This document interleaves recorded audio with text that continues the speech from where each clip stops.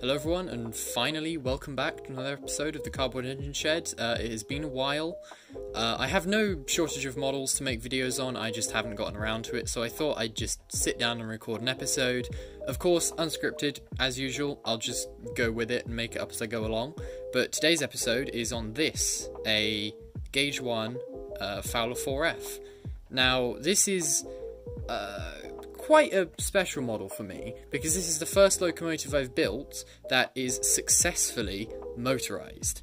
And yes, it is entirely motorized. It can only go forwards at the moment, but I'll put some videos on screen of it running at my local Model Engineering Society. And it had a few teething troubles.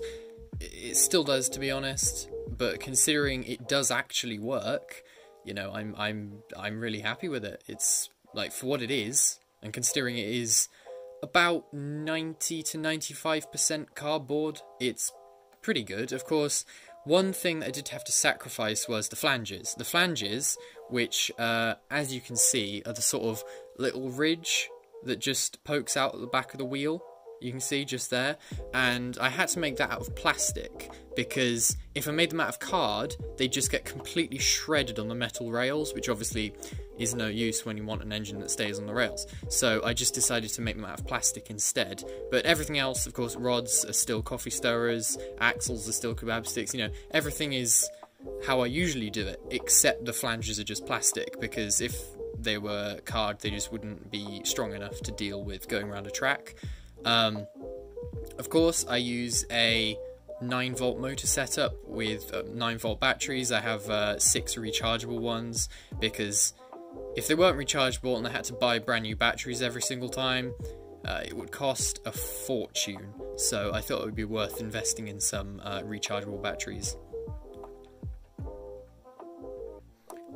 And now to look at the sort of inner workings of the engine. It isn't very sightly, but that is sort of on purpose. I wasn't really bothered about the cosmetics with this engine, I just wanted it to work, and that explains why, as you can see, my cable management is so awful. But you know, it works just about, and nothing has set itself on fire just yet, so you know, it works for now. And of course, as you can see, it does have a whistle,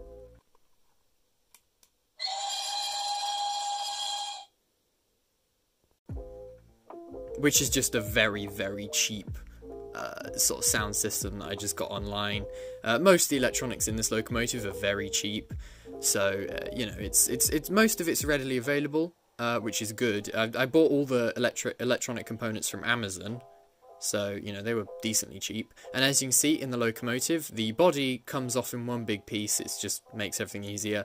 And as you can see, the motor is sideways, and it's driven, and the centre axle is driven off a pulley system, which just, it's so much easier. I didn't want to use gears, just because in the past I've had a lot of trouble with the gears not meshing properly, because obviously it's cardboard, it flexes a lot, so the gears just aren't able to mesh, whereas if I use a pulley system, then, you know, it takes that out of the equation. It doesn't need to mesh because it's a pulley system. Hopefully that made sense, but yeah, it just makes everything so much easier to operate, and I haven't had any trouble with the pulleys or anything, so that is great. As you can see in the smoke box, there's a massive wad of blue tack or sticky tack or whatever you want to call it. That's purely just to weigh it down. If it didn't have any weight over the front axle, it would derail over every single blade of grass. It just would not stick to the rails at all. I mean, even now I have to be very, very careful while driving it, because if you get it just the wrong speed, it will just fly off. And as you can see, that has happened, but luckily the it's jumped off the racetrack multiple times. All that's happened is it's broken a couple of drawbars, but you know, they're really easy to replace, so the locomotive itself is perfectly fine, so it can take quite a beating.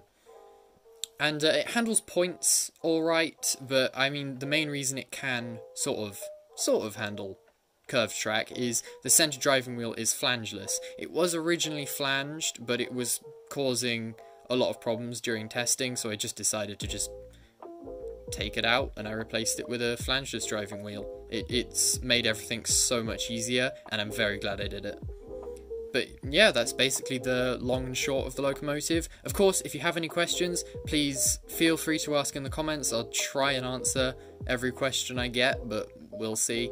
If you would also like any of the links to any of the electronic components or any of the materials I used, again, just ask in the comments what you'd like links to, and I can send Amazon links to the listings where I bought all my materials, all my glue, paint, all the electronics. So, you know, I like to help as much as I can in that aspect. So yeah, any questions, just let me know in the comments.